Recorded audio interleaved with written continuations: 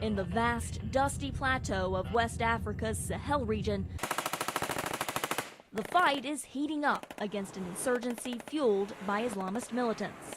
Burkina Faso has seen more than 230 attacks in just over 3 years, with no end to the violence in sight.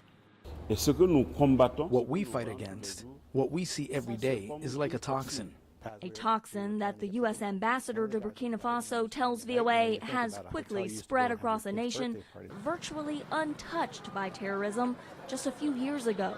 They're trying to target the resilience of this community, which has lived in harmony for thousands of years. There are Muslims and Christians who are in the same family. Those terrorist groups try to break down a stable society and attack a fragile democracy. Because instability provides terrorists an opening to infiltrate.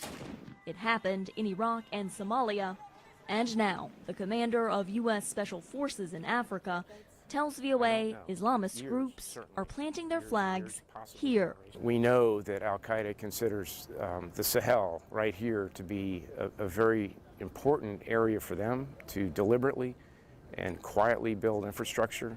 They've been doing this for a number of years, and they've been fairly successful. Which is why Hicks says training exercises with Sahel nation forces are critical.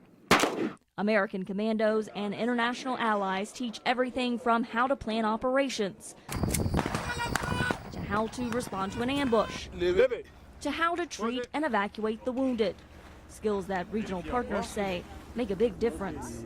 Unfortunately, we lost our guys during some operation.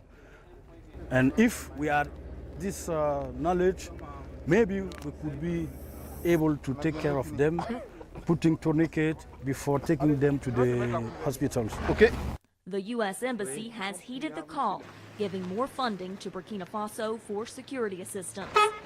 But instead of bringing in more troops, the U.S. is actually decreasing its numbers in West Africa. About 1,000 American troops will remain in the region, and General Hicks says that's still enough forces to help build local security partners. Together, I think we can turn the tide. And this is going to be a long-term problem. But he does not recommend any more cuts. Is the United States winning the counter-terror war here? I would tell you at this time we are not winning. And officials say if the terrorists win in Burkina Faso, it could turn into a launch pad for terrorists to expand their influence to West Africa's coast and potentially beyond. Carla Babb, VOA News, Ouagadougou, Burkina Faso.